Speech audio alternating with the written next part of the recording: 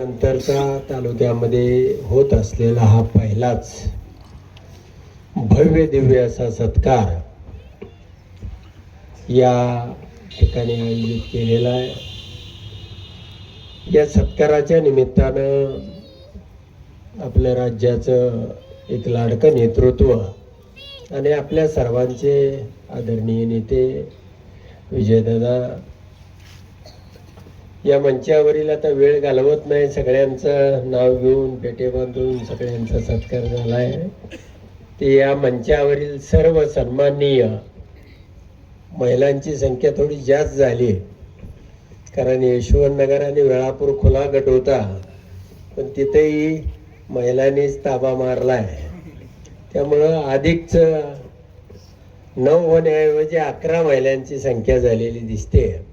त्या सर्व या नूतन सदस्या आणि सर्व जिल्हा परिषदेचे सदस्य, तालुक्यामधले सर्व मान्यवर नेते आणि कितीतरी समोर बसलेली मंडळी आहे. रमेश आहे, आमचा धानोरे सरपंच आहे, बरीचशी आहेत, सगळीच इकडं महिला गावामधल्या बसलेल्या आहेत. आणि ज्यांनी या सत्काराचं आयोजन केलं ते सुदामनाना करचे, त्यांचे चिरंजीव प्रेमबाया करचे, नातू सुदाम करचेंचा नातू नितीन करचेंचे चिरंजीव आणि सुदाम करचेंचे नातू प्रेमबाया, दुसराही प्रेमबाया, 2 प्रेमबायांनी हा कार्यक्रम, कारण ते दोघांचं नाव सारखं असल्यामुळे मैत्री झाली लवकर आणि त्या मैत्रीतून या कार्यक्रमाचं आयोजन केलेलं आहे.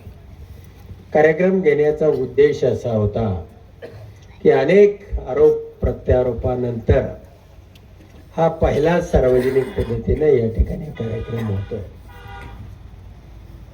आणि काही टीका करण्यासाठी, कोणाला काय गाढवात काढण्यासाठी हा कार्यक्रम नाही. हा एक आदर्श कार्यक्रम, चांगला कार्यक्रम आहे, तुमच्या भविष्याच्या दृष्टीनं काहीतरी देणारा कार्यक्रम आहे.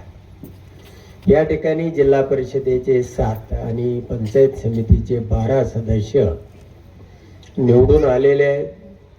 या सर्वांचा तुम्हा सर्वांच्या डोळ्यात एकच सन्मान व्हावा आणि त्यांनाही वाटावं आपण सन्मानित आहोत, आपण काम केलं पाहिजे. त्यांचा 5 वर्ष सन्मान, कुठेही लग्न कार्य कशामध्येही गेले तरी त्या त्या ठिकाणी त्यांचा सन्मान इथून पुढं 5 वर्ष निश्चितच समाज मनामध्ये असणार आहे, कार्यक्रमामध्ये असणार आहे. त्यांची जबाबदारी अधिकची वाढलेली आहे, कारण गावखेड्यामध्ये वाड्या वस्तीवरती ज्या ज्या ठिकाणी ही यंत्रणाच नव्हती गेली 3-4 वर्ष, आणि त्यामुळं आपल्याला त्या भागामध्ये काय काम असू शकतं, लोकांच्या काय अडचणी आहेत, वेळेमध्ये त्याच्या हक्काचा माणूस म्हणून त्या ठिकाणी पोहोचण्यासाठी या यंत्रणेच्या माध्यमातून आपले जवळजवळ 19 सदस्य, म्हणजे प्रत्येक 4 गावाला एक माणूस आहे. अशा पद्धतीनं तुम्हाला जवळचा, अगदी हक्काच्या अंतरावरती वेळोवेळी तुमच्या उपयोगाला पडणारा या सर्व सन्माननीय सदस्यांचा सोहळा आपल्या सर्वांच्या डोळ्यात एकत आणि गावाच्या वतीनं, पिंपरी गावाच्या वतीनं व्हावा या उद्देशानं या ठिकाणी विशेष करून सांगायचं आहे की आप्पासाहेब करचेंनी सांगितलं की धरण बांधून झालेलं आहे आणि त्या धरणाची जाहिरात नाही, पण या फाट्याची जाहिरात आहे. एखादं धरण बांधून झालं, पण ज्या वेळेला एखाद्या गोष्टीसाठी संघर्ष होतो, तुमचं लक्ष नजर त्या ठिकाणी जाते, कुणीतरी त्या ठिकाणी संघर्षाला उतरतो, त्यावेळेला त्या कामाला व्हावंच लागतं. आणि म्हणून आपण या सरकारचं लक्ष या माध्यमामधून आपल्या सर्वांची एक भयानक परिस्थिती, म्हणजे या सगळ्याच 22 गावांची ही पाण्याची आहे. योगायोगाने मी आमदार झालोय. जवळजवळ 100 किलोमीटर आपण चाललो, कारण कोणताही संघर्ष हा वाया जात नाही, तो निश्चितपणानं कामाला येतो. म्हणून आपण या सरकारला कालबद्ध कार्यक्रम दिलेला होता आणि त्या कालबद्ध कार्यक्रमामध्ये जरी सरकारनं वेळेमध्ये याचे टेंडर काढले नसले तरी रातोरात इलेक्शनसाठी का असेना तालुक्याच्या बॉर्डरवरती पाईपा आणून टाकल्या आणि याचा हिशोब सगळा आता 23 तारखेपासून परवापासून अधिवेशन आहे, या अधिवेशनामध्ये होईलच.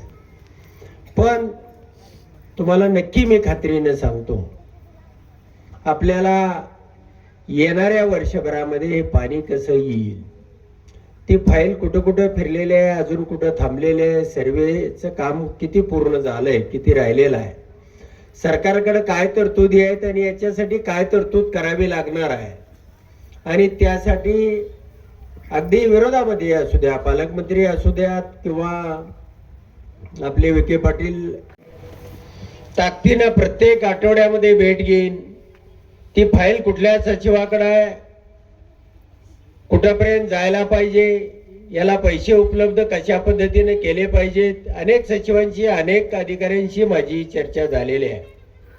याला लवकरात लवकर पैसा उपलब्ध करण्याच्या दृष्टीनेही चर्चा झालेली आहे.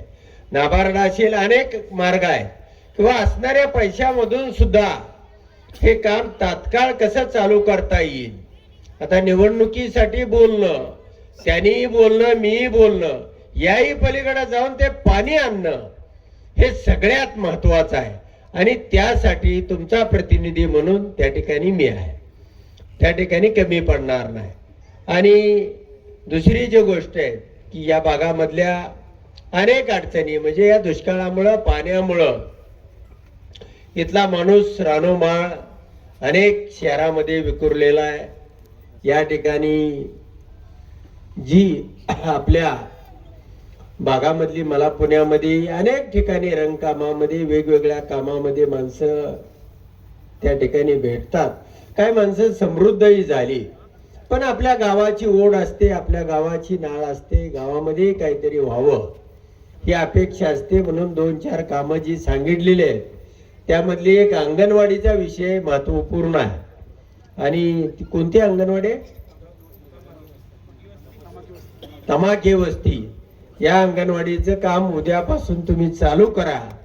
मी तुम्हाला आजच त्याचा निधी देतो, त्याबद्दल चिंता करायची कारण नाही. दुसरा, पंचायत समिती आता अस्तित्वात आलेली आहे, जिल्हा परिषद अस्तित्वात आलेले आहे. तुमच्या शाळा असेल, आरोग्य असेल, छोटे मोठे रस्ते असतील, ज्या लहान गावगाड्यामध्ये ज्या आपल्याला गरजेच्या आहेत, सगळ्या अंगणवाडी सहित सगळ्या प्रकारच्या सोयी सुविधा तुम्हाला या सगळ्या सदस्याच्या माध्यमातून त्या ठिकाणी सोडवल्या जातील. तुम्हाला त्या ठिकाणी वेगवेगळ्या योजना, मग सरकारची विहीर असेल, पाठीमाग आपले बॉडी नसल्यामुळं जवळजवळ 1000 विहिरींना पैसे घेऊन 20-20 हजार, 40-40 हजार रुपये आपल्या सामान्य शेतकऱ्यांनी गुपचूप नेऊन दिले. दुसरं नुकसान असं झालं, त्या ठिकाणी बॉडी नसल्यामुळं विहीर पाडण्या अगोदर मास्टर एक तरी काढायचा असतो, याची माहिती नसल्यामुळं पवित्रा करचे नावाची एक महिला, जिनं एक 10 फूट विहीर पाडलेली आहे. दुसरा एक कोतळेचा माने नावाचा अपंग, तो माझ्याकडे घेऊन आला होता आणि म्हणजे तिचं काम करून दिलं. पण बाकीचे अनेक लोक या योजनेपासून वंचित राहिले. अशा अनेक योजना असतात. कडबाकुटीचं मशीन असेल, मोटर असेल, सायकल असेल, पाठीवरचा पंप असेल, शेतीच्या औषधं असतील, अनेक प्रकारच्या ज्या योजना असतात, त्या जिल्हा दलित वस्तीची कामं असतील, अनेक गटारे असतील, अनेक छोट्या मोठ्या ज्या योजना आहेत, या तुम्हाला जिल्हा परिषद पंचायत समिती कनेक्टेड असतात. आणि त्या ठिकाणी आपले 7 सदस्य प्रभावीपणानं काम करणारे गौतम बाबा आहेत, अर्जुन दादा आहेत, मच्छिंद्र बाबा, सगळीच विष्णुपंत आहेत, अजून कोण कोण आहेत, काय लक्ष हा आमचा डाण्या वाघ आहे वेळापूरचा टायगर RPI चे आमचे तालुका अध्यक्ष मिलिंद नाईक सगळी ही मंडळी त्या ठिकाणी आणि ती दोन्ही म्हणजे लोंढे असतील आणि तो आमचा भोसले असेल सगळे लढाऊ साथीच्या साथी लढाऊ मंडळी ते त्या ठिकाणी जिल्हा परिषद मध्ये आपल्या हक्कासाठी तालुक्यासाठी त्या ठिकाणी निश्चितपणाने भांडतील. आणि दुसरा या निवडणुकीच्या निमित्तानं तुम्ही ज्या स्वाभिमानानं लढला या माळशिरसच्या भूमीला गुलामीपासून वाचवलं. खरोखर सगळ्या राज्यामधून म्हणजे पैशाचा तर महापूर झालाच झाला पण अनेक प्रकारे हस्तक्षेप करून सुद्धा ताकद लावून सुद्धा इथला गड पाडायचा कोणत्याही परिस्थितीमध्ये इथला माणूस नेस्तनाबूत करायचा याला गुलाम म्हणून वागवायचं ही जी एक विचारधारा या तालुक्यामध्ये रुजवण्याचा ताकदीने प्रयत्न होत होता त्याला आपण 72 मतदारांनी सगळ्या ठिकाणी आपण नाकारलं. त्याला खड्यासारखं वेचून बाजूला ठेवलं. हा तालुका गुलामीपासून वाचवला. ही निवडणूक फार महत्वाची होती महत्वपूर्ण होती. या निवडणुकीमधून हा माणूस तावून सुलाखून निघून ते सामर्थ्य या राज्याला या जिल्ह्याला दिसणं गरजेचं होतं. मित्रांनो निश्चितपणानं त्या ताकदीने तुम्ही लढला आणि म्हणूनच या ठिकाणी तुम्हा सर्वांना सलाम करण्यासाठी आम्ही हे सगळे निवडून आलेली मंडळी या ठिकाणी आलेलो आहोत. येणाऱ्या 20 तारखेला बिरोबाबन गोरडवाडी या ठिकाणी सर्वात मोठा तालुक्याच्या वतीनं त्या ठिकाणी सत्काराचं आयोजन केलेलं आहे.